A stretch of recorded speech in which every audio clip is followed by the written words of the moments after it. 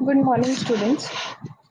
आज इस video lecture में हम 109 जो सब्जेक्ट है, जो इलेक्ट्रिकल एंड इलेक्ट्रॉनिक्स की जो बेसिक लैब है हमारी, उसके बारे में डिस्कशन करेंगे। देखिए, इस लैब के अंदर जो इलेक्ट्रॉनिक्स वाला पार्ट है, उसके अंदर कुछ बेसिक सर्किट्स आपको डेवलप करने होंगे। कुछ बेसिक कंपोनेंट्स जो हैं उनके बारे में आपको जानकारी होनी चाहिए, उनके सिंबल्स क्या हैं, किस प्रकार से वो काम करते हैं। तो ये सब चीज़ों की जानकारी आपको होनी चाहिए। तो उसी चीज़ को आगे बढ़ाते हुए हम एक वर्चुअल लैब की तरफ बढ़ेंगे। उस वर्चुअल लैब में आपको दिखाया जाएगा कि कितने प्रकार के कंपोनेंट्स अवेलेबल हैं इलेक्ट्रॉनिक्स के अंदर, बेसिक कंपोनेंट्स बिल्कुल, और उनको हम किस तरीके से कनेक्ट कर सकते हैं और किस प्रकार से हम एक सर्किट को पूरा वर्क करवा सकते हैं। तो अभी हम लोग एक वर्चुअल प्लेटफॉर्म ऐसा देखेंगे जिसके अंदर ये सारी जानकारी आपको मिलेगी। तो इसके लिए आपको एक वेबसाइट पे जाना होगा। वेबसाइट का नाम है टिंकरकैड। मैं इसको टाइप कर रही हूँ।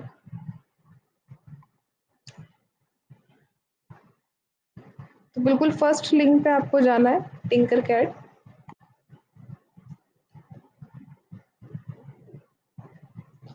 जो टिंकरकैड ये .com ये जो वेबसाइट है, ये बेसिकली 3D जो हम मॉडल्स बनाते हैं, आप कोई भी 3D मॉडल आप इसके अंदर डिज़ाइन कर सकते हैं और उस 3D मॉडल को आप 3D प्रिंटर के द्वारा प्रिंट करवा सकते हैं।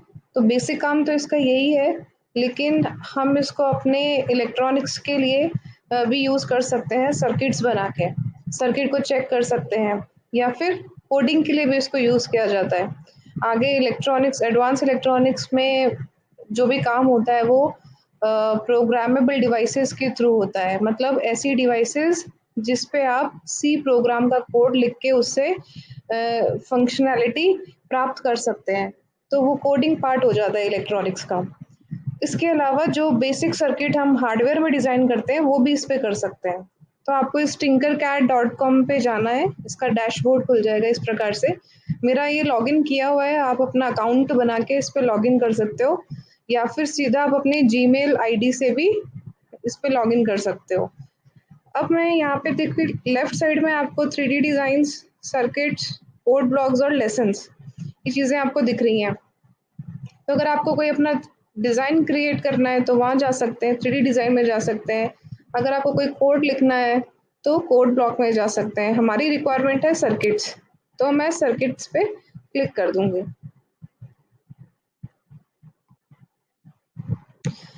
इसके बाद यहाँ पे नीचे आके क्रिएट प्रोजेक्ट, तो यहाँ मैं क्रिएट प्रोजेक्ट करती हूँ। तो ये प्रोजेक्ट्स आ जाएंगे।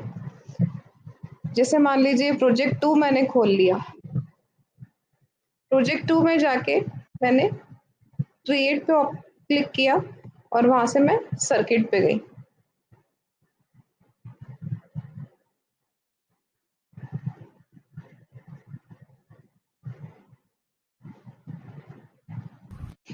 तो जब आप न्यू प्रोजेक्ट क्रिएट कर लेंगे सर्किट वाले ऑप्शन में जाके, तो आपको कुछ इस प्रकार से विंडो दिखाई देगी। तो ये हमारा पूरा वर्किंग स्पेस है जो आपको सामने दिख रहा है। इसके अंदर आप क्या कर सकते हैं, ये कंपोनेंट्स हैं, राइट साइड में आपको कंपोनेंट्स दिख रहे हैं। इन कंपोनेंट्स को आप लेफ्ट साइड में लेके आ सकते हैं। जैसे कि ये मान लीजिए पहला कंपोनेंट मुझे रजिस्टर दिख रहा है, तो मैंने रजिस्टर पे क्लिक किया और इसको ड्रैग करके यहाँ ले आए। ठीक है, तो ये रजिस्टर यहाँ आ गया। अब इस रजिस्टर को आप क्लिक करके सेलेक्ट कर सकते हैं। जैसे ही क्लिक करेंगे तो ये दो ऑप्शन खुलेंगे। इसमें भी ये पूछ रहा है नेम, आप कोई नाम देना चाहते हो। मान लीजिए उसको मैंने नाम दिया है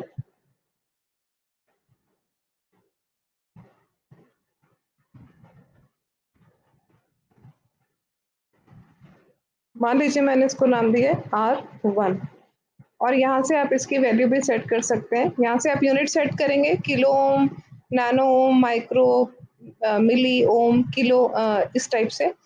तो मैं इसको वैल्यू देती हूँ किलो ओम्स में, या 480, यानी रजिस्टर की वैल्यू तो अभी जैसे ही हमने रजिस्टर की वैल्यू चेंज करी है तो आप देखेंगे इस पे जो ये लाइंस दिख रही थी उनके कलर्स चेंज हो गए हैं।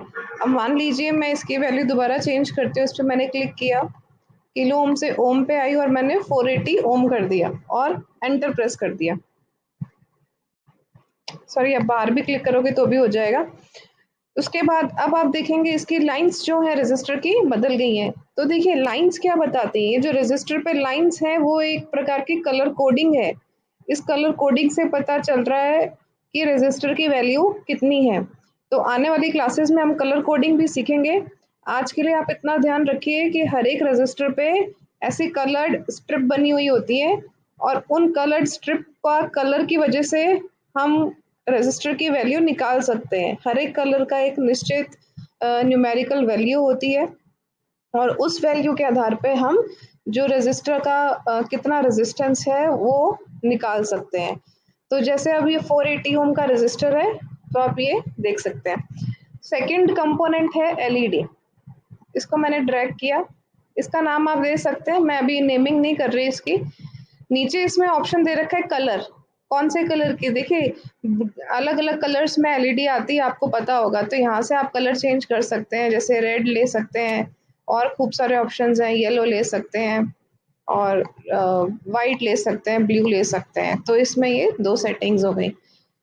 अब आप जब भी इसके लेग पे आप कर्सर लेके जाएंगे तो आपको यहाँ दिखेगा, ये कर्सर मैं यहाँ लेके आई हूँ, आपको दिख रहा है एक लेग इसकी स्ट्रेट है और एक थोड़ी सी टेढ़ी है, मतलब टिल्टेड है। तो जो ये टिल्टेड वाली होती है ये होती है एनोड, इसको हम पॉजिटिव के साथ कनेक्ट करते हैं। और जो ये सीधी वाली लेग है इसको बोलते हैं कैथोड और इसको हम हमेशा नेगेटिव के साथ कनेक्ट करते हैं। ठीक है ना, अगर हमें एलईडी को फॉरवर्ड बायस में चलाना है तो एनोड को पॉजिटिव के साथ कनेक्ट करेंगे और कैथोड को नेगेटिव के साथ कनेक्ट करेंगे। तो वैसे तो आपको ये याद रखना है हमेशा कि एलईडी की पहचान कैसे होगी।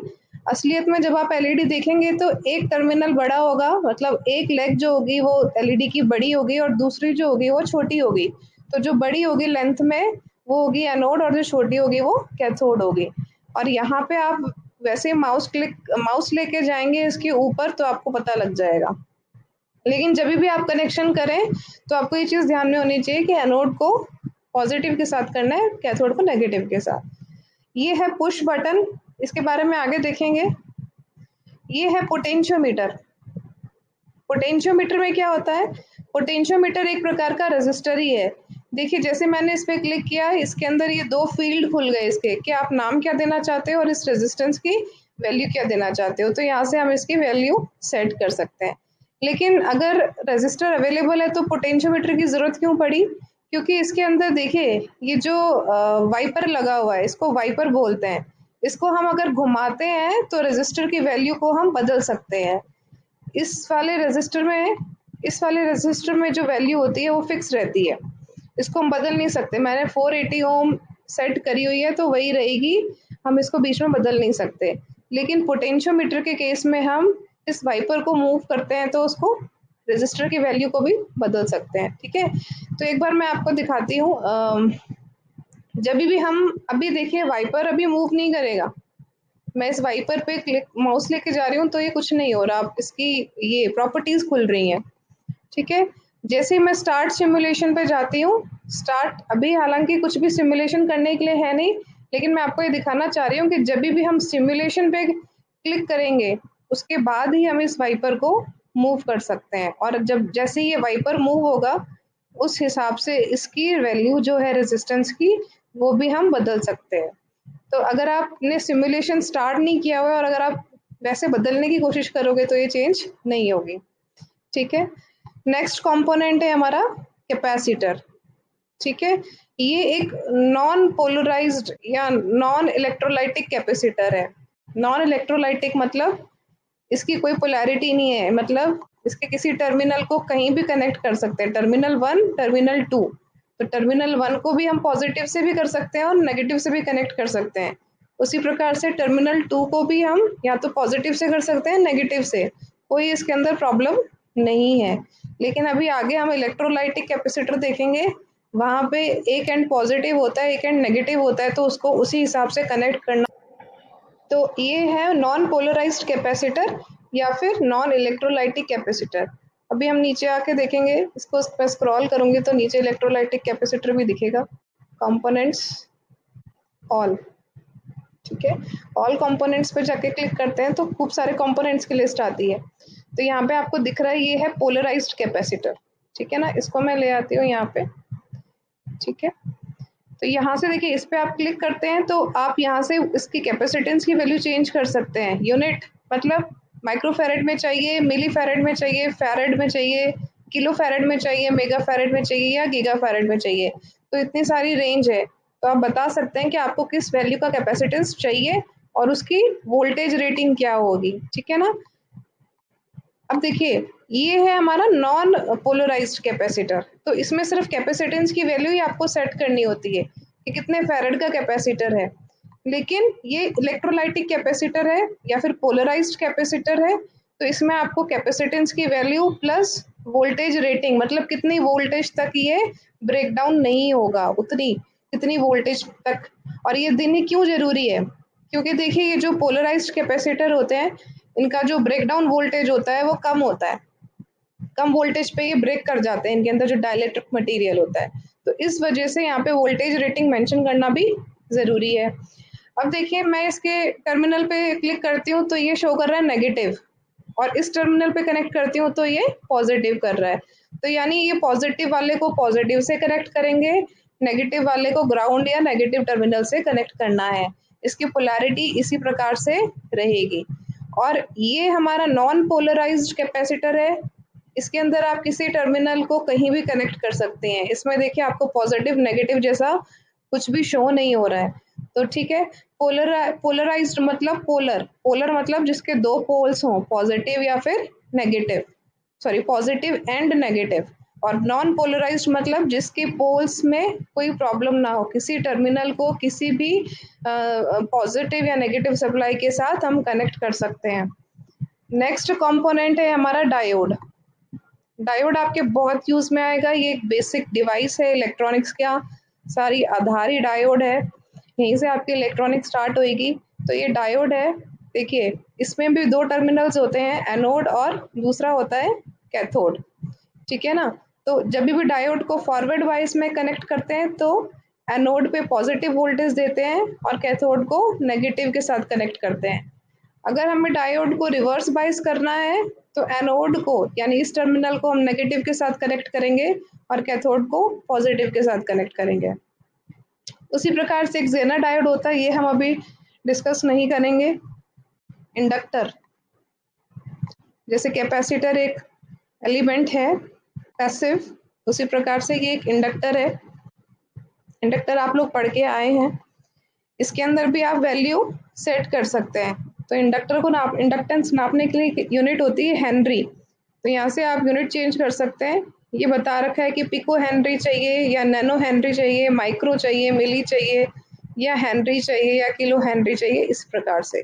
और यहाँ आप वैल्यू दे सकते हैं। तो ये हो गए इंडक्टर, ठीक है। ये कुछ इनपुट देने के लिए स्विच बनाए हुए हैं। ये स्विच हम जैसे जैसे सर्किट डिजाइन करेंगे वैसे वैसे इनका यूज पढ़ते जाएंगे। फोटो डायोड है, इंफ्रारेड सेंसर है, ये सारे सेंसर्स दे रखे हैं, गैस को सेंस करने के लिए है, टेम्परेचर सेंसर है, तो ये भी आपके काम में नहीं आएंगे। स्विचेस दे रखे हैं। आउटपुट में मैंने आपको एक एलईडी बताई है, ठीक है। दूसरे प्रकार की एक एलईडी आती है आरजीबी एलईडी, ठीक है, यानी रेड, ग्रीन और ब्लू। एक ही एलईडी कभी रेड भी बना सकते हैं, कभी ग्रीन बना सकते हैं और उसको कभी ब्लू बना सकते हैं। कैसे बना सकते हैं, देखिए इस एलईडी में आपको 3 टर्मिनल दिख रहे हैं, सॉरी 4 टर्मिनल दिख रहे हैं। पहला टर्मिनल है रेड, दूसरा है कैथोड, ठीक है, तीसरा है ब्लू और चौथा है ग्रीन। तो देखिए यहाँ पे एनोड और कैथोड नहीं है, यहाँ पे क्या है, कलर्स के नाम है और कैथोड एक ही है। तो कैथोड को तो आप हमेशा नेगेटिव से कनेक्ट करोगे। जब आपको रेड एलईडी जलानी है तो पॉजिटिव जो सप्लाई की तार है उसको रेड से कनेक्ट करोगे, जो ग्राउंड वाली तार है उसको कैथोड से करोगे। अगर आपको ब्लू एलईडी जलानी है तो पॉजिटिव को ब्लू से कनेक्ट करोगे, नेगेटिव को कैथोड से कनेक्ट करोगे। अभी हम इसको तो ब्लू एलईडी को चलाने के लिए आप एनोड को, पॉजिटिव जो सप्लाई आ रही है उसको आप ब्लू से कनेक्ट करोगे, नेगेटिव जो सप्लाई आ रही है उसको कैथोड से करोगे, और ग्रीन के लिए ग्रीन को जोड़ोगे और कैथोड को जोड़ोगे। ठीक है, तो जैसे जैसे आगे सर्किट बनाते जाएंगे आपको वैसे आइडिया लगेगा। अभी आपको मोटी सी बात इतनी ध्यान में रखनी है कि एलईडी का जो एनोड होता है उसको पॉजिटिव के साथ कनेक्ट किया जाता है और जो कैथोड होता है उसको नेगेटिव के साथ किया जाता है। उसके बाद नेक्स्ट है ये बल्ब। तो बल्ब के भी दो टर्मिनल यहाँ दे रखे हैं, टर्मिनल 1 और टर्मिनल 2। तो इसमें कुछ कनेक्शन का खास कुछ ऐसा है नहीं, एक टर्मिनल को पॉजिटिव से कनेक्ट करेंगे, एक को नेगेटिव से करेंगे।